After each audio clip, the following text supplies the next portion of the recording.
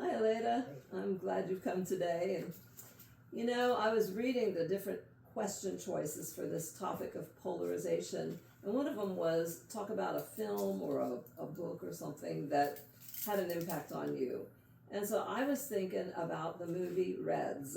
And I don't know how many people remember this film, but it was quite heavy, and it was back in the 1980s, where these two reporters, one reporter was diehard communist, and he was following the communist revolution in China, or not China, but in Russia, and the other one, she kind of just liked him, so she left her husband for him, and they ended up in Russia, and the guy, as soon as the revolution happened, the guy died in like a Red Cross shelter kind of thing, and here she was stuck, even though it wasn't her thing, she didn't really care, but now she's stuck inside of this country with closed borders, no way to get out. And I just remember there was a poignant scene at the end where she's bringing water to him, and she encounters a small child, and that was one of the things she gave up to go with this guy. She left her first husband for him, and I just got to thinking how so many people were deceived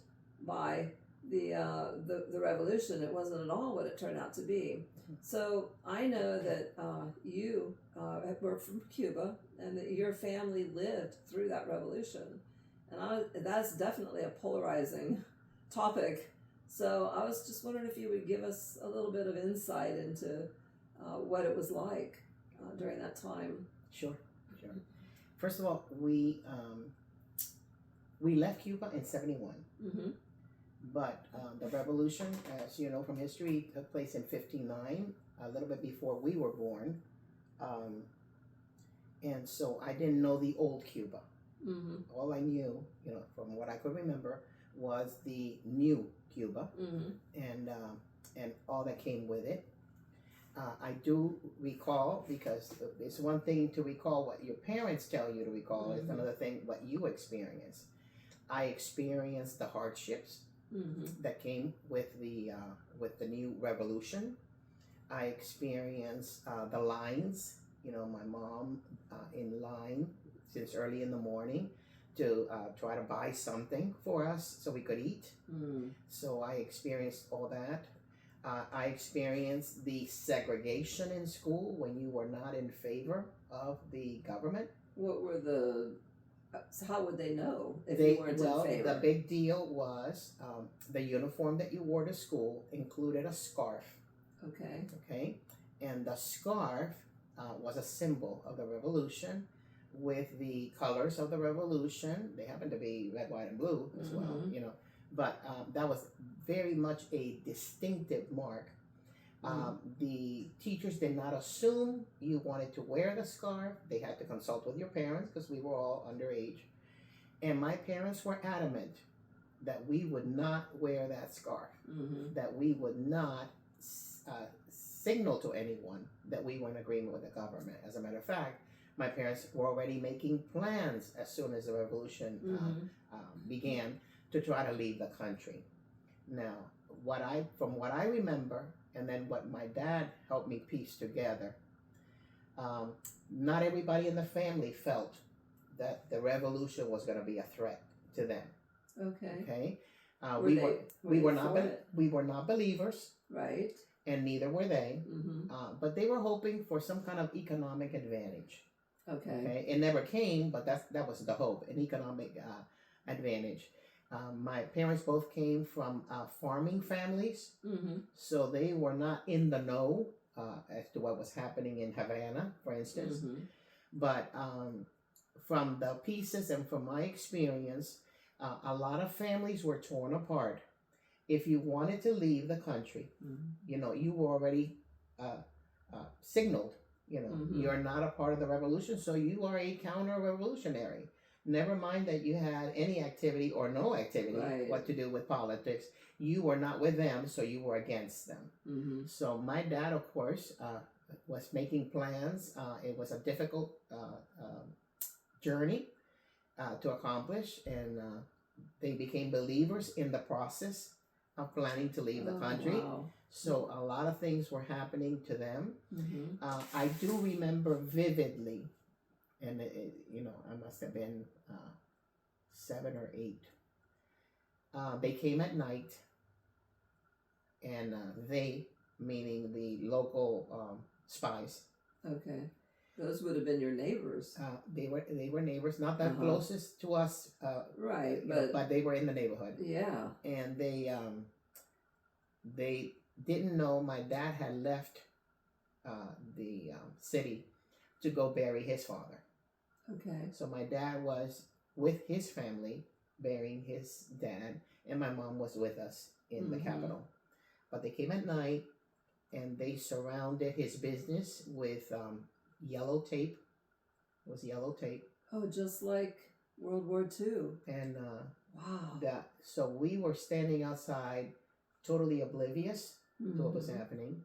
But they circled the business with the tape, and they put a seal on the door that it was not to be opened. Oh my. Okay, so my dad comes back from the funeral, his father's funeral, to find that he has no business. Wow. Okay? So overnight, a father of 3 with no means to support himself. And I still remember, because there were people that were helpful in spite of all that. I still remember that the owner of the entire facility went with him at night and opened the barbershop. So at risk to herself. Yeah. She opened the barbershop so he could take out his tools. Because she says, you're not going to be able to do anything without your tools. Right. So he got a little box of tools, I still remember. And then they left, and he brought it home. From then on, it was trying to survive. He had customers that he'd had for a very long time. Right. So they would come to the house. And was there no objection to that? And well, no, that was done very quietly. Okay, very quietly. Yeah, under the table, kind of. What stuck to me, Barbara, it's some things that just don't leave you. You knew who you could talk to, and you knew that when certain people came, you didn't talk about anything. Right. You know what I'm saying? Oh yeah, we had a student, I taught ESL, and we had a student that was repeatedly taken off of the plane and brought back and put back in the jail, just twice or 3 times that happened to him. Yeah. And he just had a thing, he would just go. Yeah. And so as a child, you learned about secrecy, and you learned that there were people you did not say anything around them. We had family members that you did not say anything around them because they were called sympathizers. They sympathized with the government. Notice the term sympathizer. Yes. Yeah, it sounds like a good thing. Yeah. And so I remember that what it did to us, and that evening, and then of course it would have had to have been 3 years before we left, Barbara, because my dad was taken to the cane fields. So as a punishment? As a punishment for wanting to leave. He had no visa. He had nothing had been straightened out yet. And he served 36 years doing that. Not 36, I'm sorry, 36 months. Yeah, I was going to say. No, 36 months. Still, that's long. It's a long time for somebody who had no papers. How did you guys survive then? And, well, that's what I call the presence of the Lord in this new believer's household. Yeah. Because my parents were new believers. We went through chicken pox, and my dad never found out. My mom and the 3 of us that were sick together. Neighbors brought food. That's what I can recall as a child. We were all sick. We had fevers. We had, all kinds of things. He never found out. And from his perspective, he almost died, and we never found out. Wow. He and a colleague. They call them shelters. See, I love the language. Oh, yeah. They're still using the words to their... he worked in a shelter. In Spanish, it's albergue. But it was really a concentration camp. Wow. So very limited food. The water was full of mosquito larvae. Oh. And so he remembered, and I remember the story because he says he would part the larva and just drink what he could. They were poisoned with a fertilizer that was being administered with a garden hose. So when the wind blew, yeah, that poison would come back on them. He and the other man got so sick. I don't even know how many blood transfusions they both went through. But did the government give them the blood transfusion? They gave him the blood transfusion. It was a test to see, when they break. Yeah. Now, for the other gentleman, unfortunately, he had 5 kids, and one of them was very close to military age. Oh no! So when they told him, "You can leave, but not your son," then that was it for the family. That just shut their doors. My brother, incredibly enough, was 10, and we were already worried about what they would say, how close he was to military age was 15. Oh, I see. Okay. Yeah. So, that would be full military service at age 15. Correct. And it was mandatory. You don't have a choice. For men and women? No, or just for the men? Just for the men. And that was another circus. A lot of young guys would leave, would escape. They got tired of no food. What were the common means of escape in those days? Well, like one certain family had 2 of their sons in the military, and they swam across from where their barracks were. Apparently there was a river, and they swam across at night and just escaped. And they'd come home because they were starving. Wow. Because we haven't been fed. They're starving in the military? In the military. So, and I remember their mom saying, "You're going to kill me. You're going to kill me one of these days. You cannot keep escaping." Because once they found them, they'd bring them back. Yeah. And take them back to the barracks. And she says, you're gonna do me in. So how it affected families. Oh yeah. And you did not have to be connected politically to anybody. It was just anyone. So it seemed random then. Very random. Well, how did Castro actually rise to power? I mean, Castro rose to power on promises. Okay. You have to give him credit for his oratory. He knew just what buttons to push. That the average man needed to rise up and have opportunities, that the rich were taking care, the rich were living off well. Yeah. Never mind that he was from a well-off family. Exactly. But that was his thing. And so farmers who were just subsisting, basically, they heard that message, and it was good. What I never understood was the university students. What did the university students do? They came from a privileged background. You just didn't go to university on a scholarship. You had to pay. And so these were students who were well off.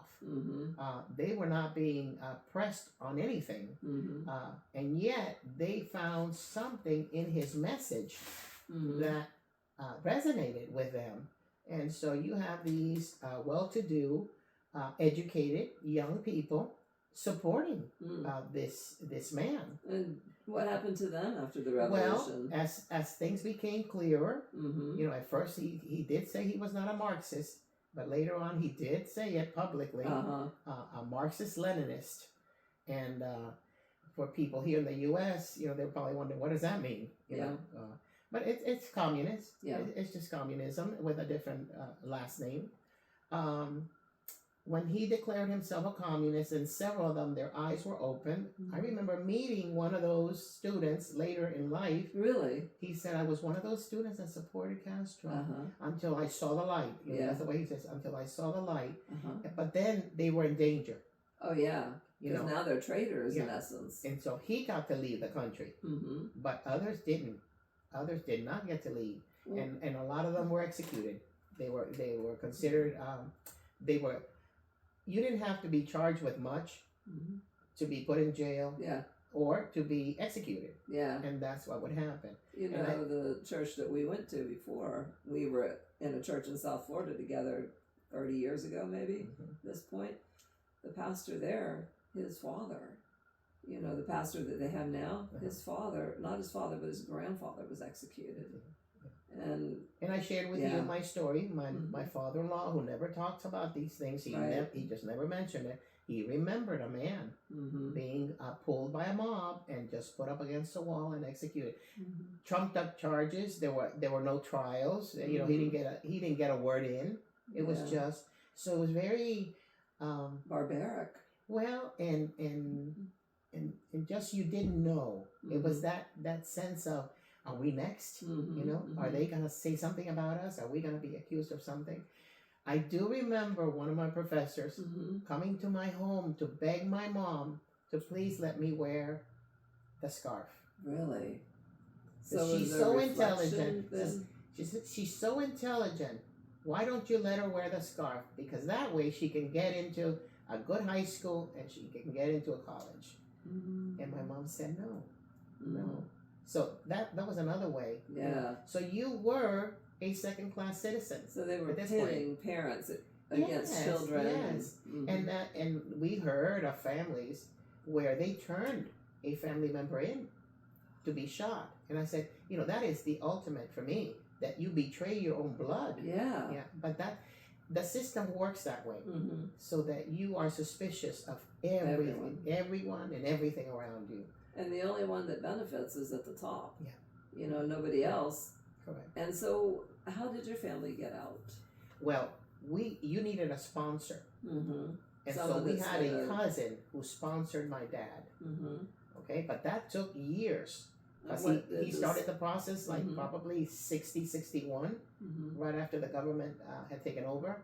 And we didn't leave until 71. Wow. Okay, now this story I gotta tell you, because he saw it as the Lord's hand, and I did too. Yeah. When he finished his 3-year commitment in the cane fields, yeah, he went to immigration. They had given him an interview time, and says you need to show up to state your case for his paperwork. And my dad was so run down. He was so tired. He was so weak. He came home really, really thin. But he kept his appointment. He got on the bus and went to meet the immigration official. They gave him forms to fill out. And my dad filled the forms out incorrectly. Oh, because there was no assistance, probably. He put down that he had 3 wives and 1 child. Oh, no. So, and he did, you know, whatever he could for the rest of the form, turned it in, and there in front of the whole room full of people that were doing the same thing, this official holds his paperwork and just yells it out. So now we have a bigamist amongst us. Oh my goodness! You know, what are we gonna actually believe that? What are we gonna do with people like you? I mean, it was public humiliation. Oh yeah, it was. Exactly. And my dad apologized. He says, "I'm sorry, I'm not thinking straight, whatever." But he sent him home. He sent him home, and I remember that because when Dad got home, he was all depressed. Oh, I bet. And the conversation he was having with my mom, a very quiet conversation, was that he thought, we're not going to get out. But you did get out. This is, he thought that's the end of it. Right. And I remember thinking as a child that I looked at my mom and I said, so does that mean I can wear my new shoes you've been saving? And she says, no, you're not going to wear them. Of all things I could have said in that conversation, does that mean I can wear my new shoes? No. And then, Barbara, one bright morning, July 21st, 1971, my mom is coming from the store with kerosene. Had lined up all morning, got 2 containers of kerosene. And as she looks up, at the end of our block, there was like an incline where they had these beautiful homes that people had come to the States, they had left behind. And she sees a police officer on a motorcycle. That was news in the neighborhood. Really? You just didn't see them. You just did not see a motorcycle cop. And so he's coming down, and she starts to shake. She gets very, very, very nervous, and the kerosene starts to go slosh around. So she gets to the house. Notice the thing, and in her mind, she says, I think that person is coming to our house. I think he's coming to our house. So she had a sense of it. The only thing that she took out of the house, so that there wouldn't be issues. Just take a guess. The kerosene. No. The shoes. Our Bibles. Oh, wow. Our Bibles. So you still were able to have Bibles at that time. Yeah. She took them to the neighbor.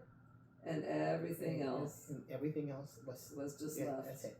You didn't move anything. And sure enough, the top was there for us. And so you were going to be allowed to go. That you had that notice. That was your notice. Pack up. Do not touch anything. Do not give anything away.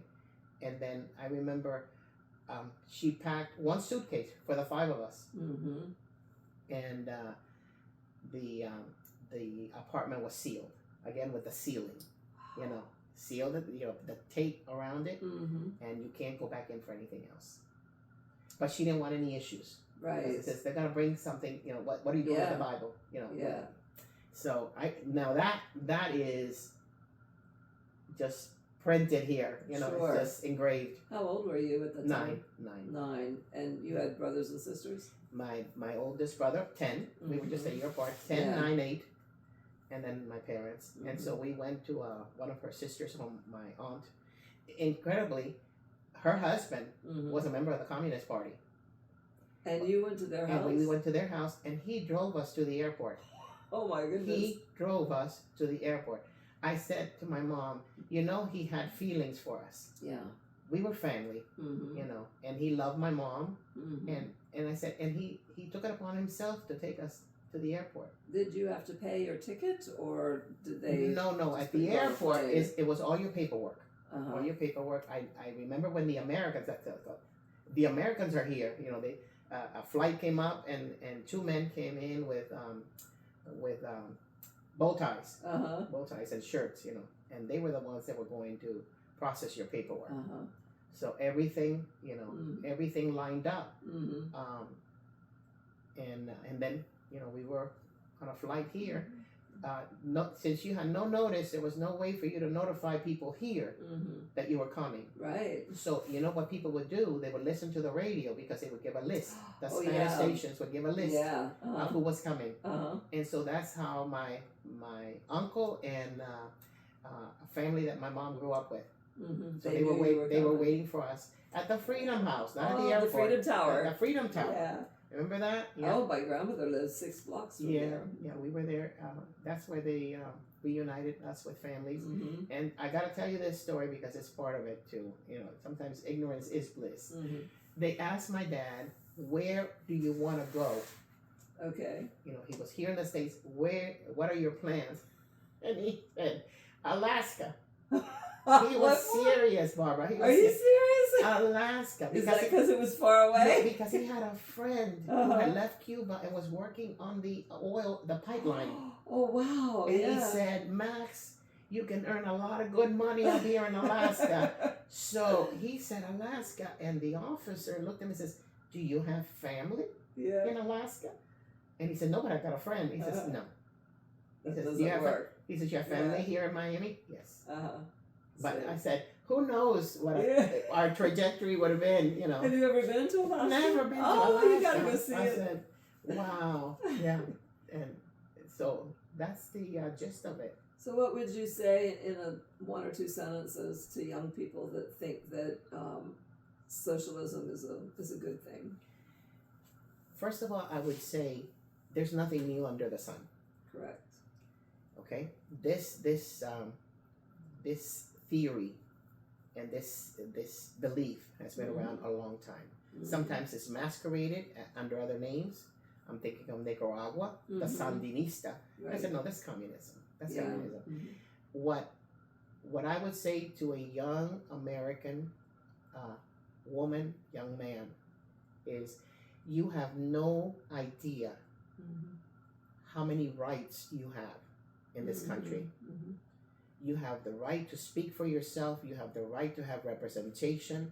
They can even see you commit a crime. You still have a right to obtain counsel and come up before a judge. Those rights do not exist under communism. The state is master, and you are a slave to the state. You come dead last. It's the state interest. It's the state wishes. Everything, the state comes first. And we know, because you have met some people, that that's not even true, because you do have an elite. Yes. There is no leveling of classes. No. There is still the elite who profit from this, and there's no middle class, and the rest of us are poor. At the bottom. So when they say we're gonna equalize you, boy, do they mean it? They're gonna make us all poor. Yeah. They're gonna make us all beg. Yeah. And your thoughts are not your own. Your thoughts are for the state. Any belief system you have, you gotta do away with that, because you are now a part of the state. The state does not recognize God, which should be our first warning. Right. Okay, it is an atheist system of government, and the state does not recognize elections by the people, again, because the people don't have a voice. Why should we even allow you to elect anyone? You don't know. It's the state knows who should be in power. And all those things just come up one by one, and before you know it, it's the old story about the frog and the frying pan. in the frying pan, or the hot water. By the time it burns you deeply, and it doesn't care how you feel about it, because that's another thing. We are so used to expressing our views here. Right. Oh, this is my opinion. This is my truth. With communism, there is no truth. Yeah. They are the ones who hold all the cards. Yeah. And if you look, and that's what I would say to the young people, just look around the world today, 2026. Look at North Korea. Are they thriving? Look at Venezuela. Look at Cuba. Yeah. Look at the Soviet Union now parading as Russia. Just look at the ex-Russian subjects, the Kazakhstans of the world. Are they prospering? And the answer is no. In none of those countries, people want to leave those countries. Yeah. You don't have to look much further than we have to put them on a plane and deport them to get rid of people, right? Well, you can't say that about all the countries I mentioned, because people are trying to leave. Yeah. They've had enough.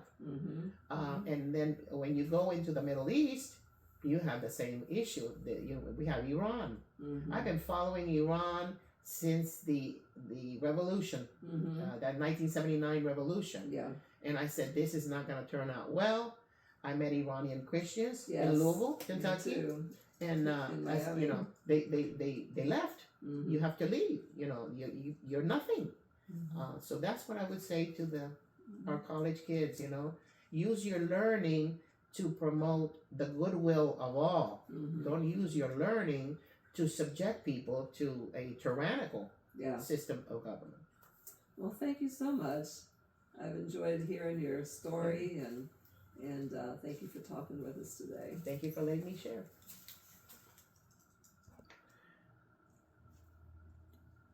Barbara. Oh,